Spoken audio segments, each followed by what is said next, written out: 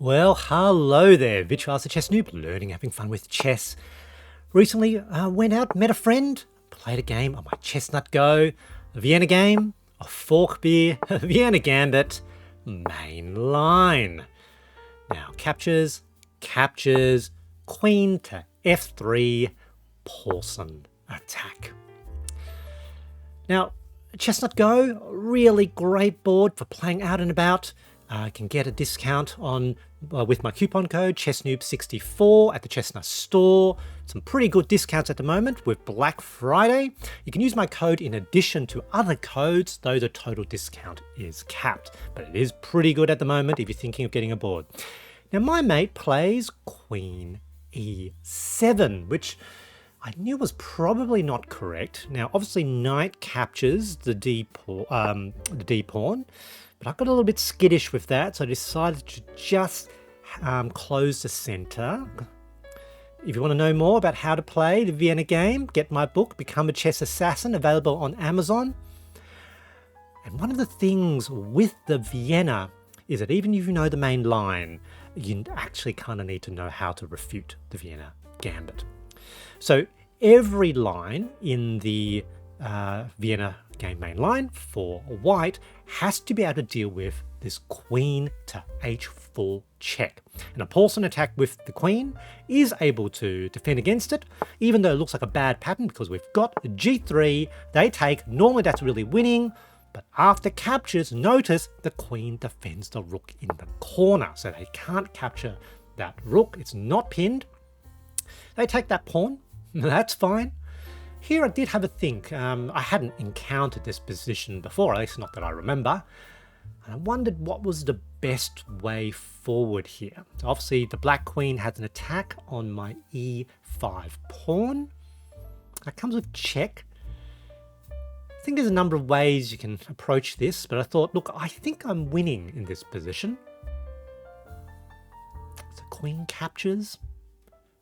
The d5 pawn, invite a queen trade, that would be good for me, because if queen captures queen, knight captures queen on d5, and then the knight has an attack on c7. Very nice with a fork of black's king and rook. Very forcing. Notice they have no other development either. So that's what I went with. Queen captures d5, inviting a queen trade. Here my mate has a good think. Now I'm using the Chessnut app on Android, the clock mode. As you can see, every time I move a piece, the clock updates. I get to see my clock oriented to me, and my mate has their clock facing them. It's really quite nice. Did a screen capture to sort of capture it and sort of a little bit of image manipulation so that you can see the clock's oriented in the right way. What's my mate gonna do?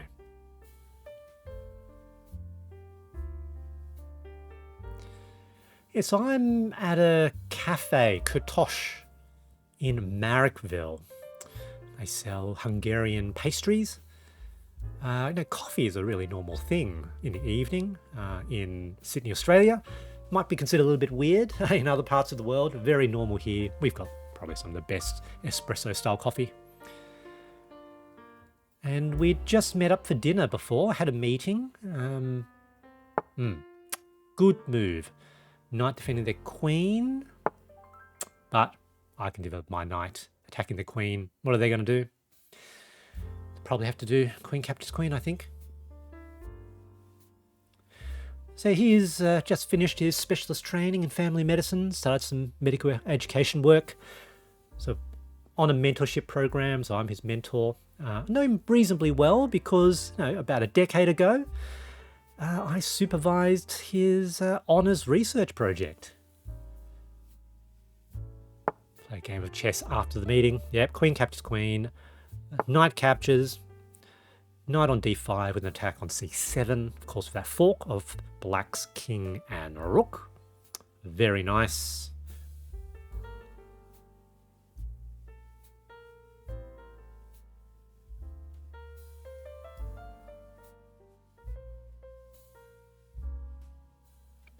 I knew in this position I was completely winning. A check, Not clever move, you know, getting ready for castling, also inviting backwards knight move to capture their bishop, and of course their knight will then capture forward with a forward movement and attack on my c-pawn on c2, but I don't have to do that.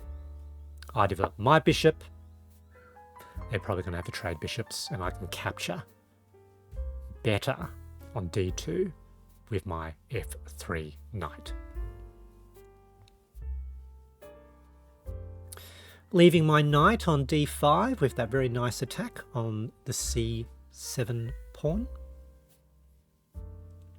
They're going to have to move the bishop one way or the other.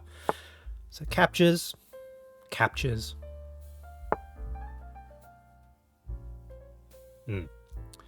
Short castle. Takes the sting away from knight captures the c7 pawn. Maybe I don't even want to do that anymore. What to do? Now, obviously, trading down is best, but a long castle, let's go. Opposite side castling often gives the advantage to the attacker. One of the dangers now, of course, is when you're winning, you may not play quite as carefully. Okay.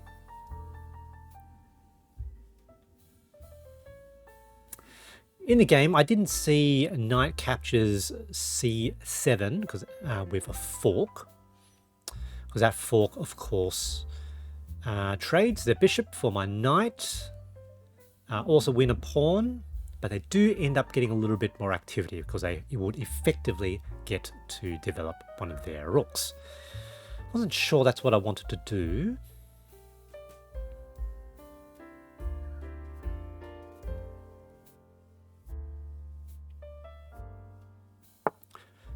Slightly more tricky move, probably not the more accurate move. I take the pawn. Not too bad, I think, evaluation-wise, according to Stockfish, but tactically, you've got this, and it effectively traps their bishop behind my castle battlements. And so that bishop is very, very difficult to defend now. Probably lost.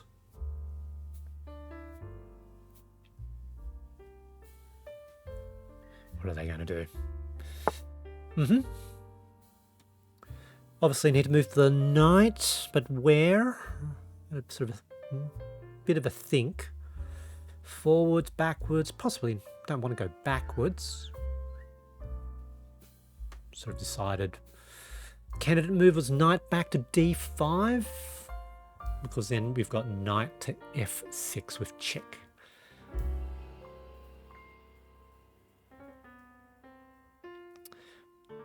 Keeping the knight active with an aggressive stance is probably good. Knight d5. Once again, there is an attack on the c7 pawn as well. They take my pawn. Yeah, that's fine. Expected that.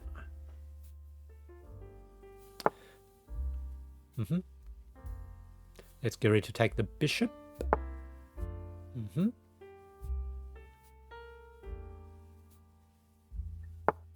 Check.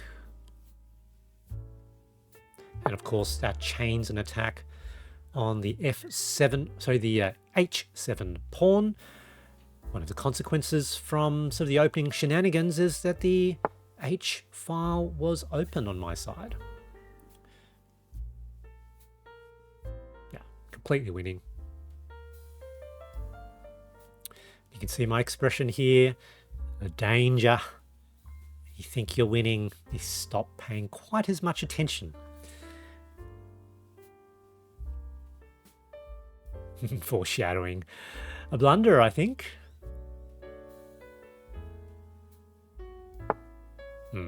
Made sense. I think, you know, got 2 minutes left. They've got one. Is there any way to save the knight? Didn't look like it. So trade their bishop for my knight. Probably can trade some more pieces down after that.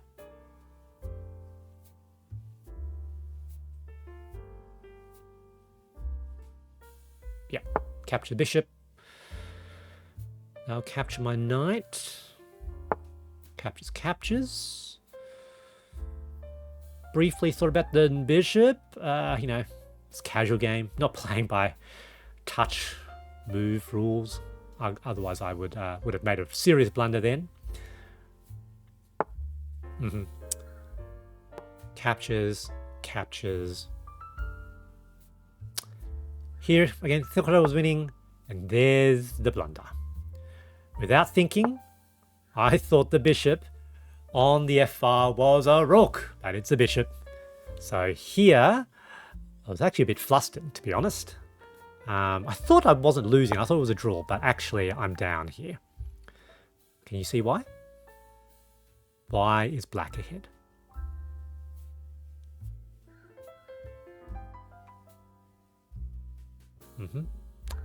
Yeah, they try to move their rook, but they're in check. Have to move out of the check.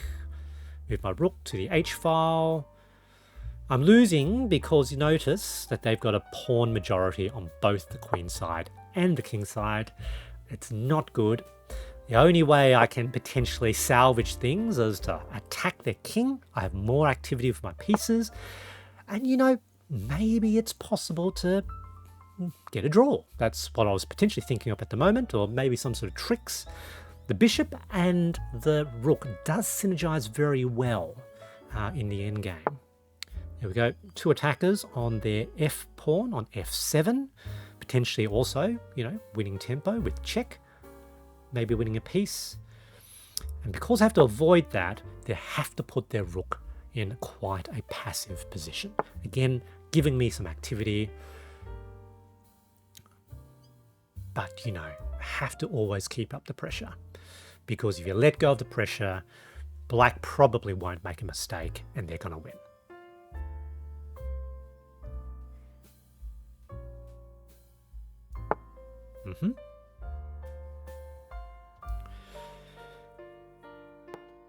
Give a check. Don't overthink things. Always have to be a bit careful as well with where you move your pieces. With the knight on the board, you don't want to accidentally put your pieces in a place where they can get forked.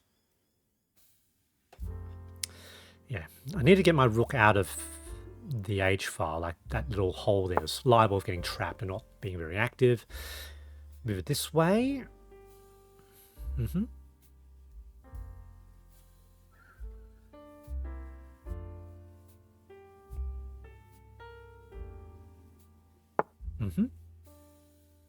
Now here is some simple heuristics in terms of dealing with a knight. So when a piece is immediately next to a knight, so adjacent to a knight, or two intervening squares away, especially with a diagonal moving piece like a bishop, it constrains where the knight can go. And I really need to do that here. I need to constrain where the knight can go. So they've realized they've got a pawn majority and pushing their pawns forward.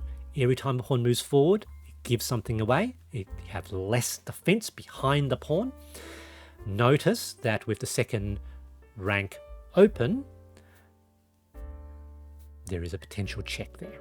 So, rook up against their knight, so they can't attack it with another move. Okay, they push another pawn, but I've got a check on that second rank.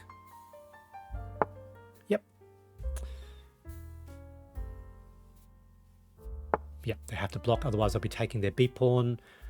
This is not the time to trade pieces because they'll be winning. I need to hold on to my pieces, need to find some way of getting their pawns or potentially flagging them.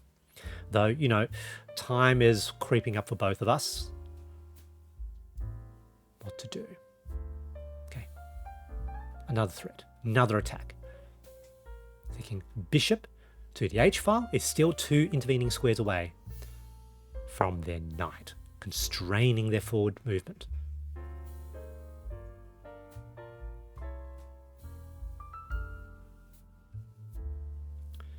What are they going to do?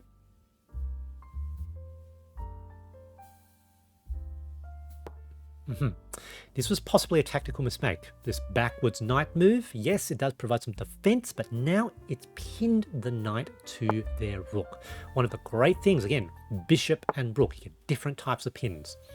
All right, now this rook now has a chance of at least getting rid of one of the pawns on the queen side, A, B, and C pawns.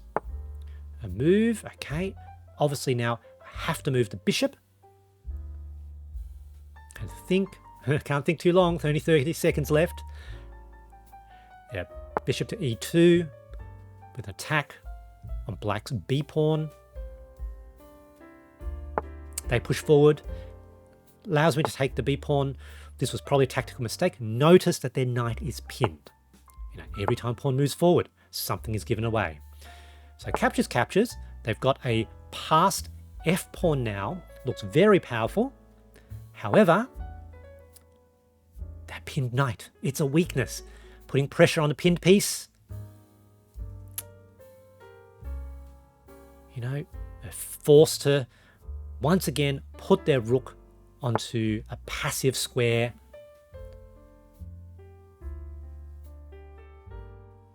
Okay, can't do anything about their f-pawn at the moment, but maybe I can take another one of their, queenside pawns, and that will give me a pass pawn, pawn majority on that side. That was probably a mistake because rook back onto the f-file, and they cannot now defend that f-pawn. That was possibly their most valuable piece, actually, but that is now lost. Can't do anything about it. Yeah, that was the right move. That was the best move that they had left available to them. But now it's definitely a draw. Definitely a draw. Now, Stockfish actually thinks bishop captures knight. Just trading the bishop for the knight is actually the best move here. But I thought I had an opportunity to win the knight straight up. And here I do. Like the way it maintained to be a draw was actually quite complex for black. They had to move their king forward, and their king and rook, with my king being a little bit tender, becomes a problem. Now here, had to think. Okay, so obviously my bishop is hanging. My rook is hanging. I move, and oh no! I realized I made a blunder. I thought, I can take their rook, they can take my rook, but it doesn't work because they can actually play rook to d2 onto the second rank with check, and basically I lose my rook. I only have a bishop, at least back to a draw, but because of that trade, I'm now just straight up a piece up in the endgame. And here, I knew I was short on time, but I thought I could probably make it work. Definitely winning. It's just a matter of converting. So make some quick moves. And in this position, I hadn't entirely mapped out in my mind the best way to convert to a win. And so I do a few shuffling bishop moves just so that I have time, win back a little bit of increment, 5 seconds each turn, so I could really think it through. So I thought I kind of knew, but wasn't 100% sure. Need a little bit more thinking. So that's that shuffle.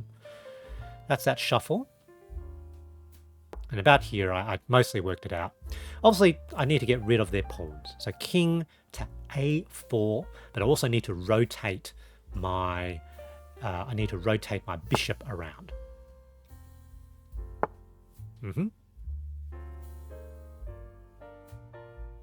Yeah.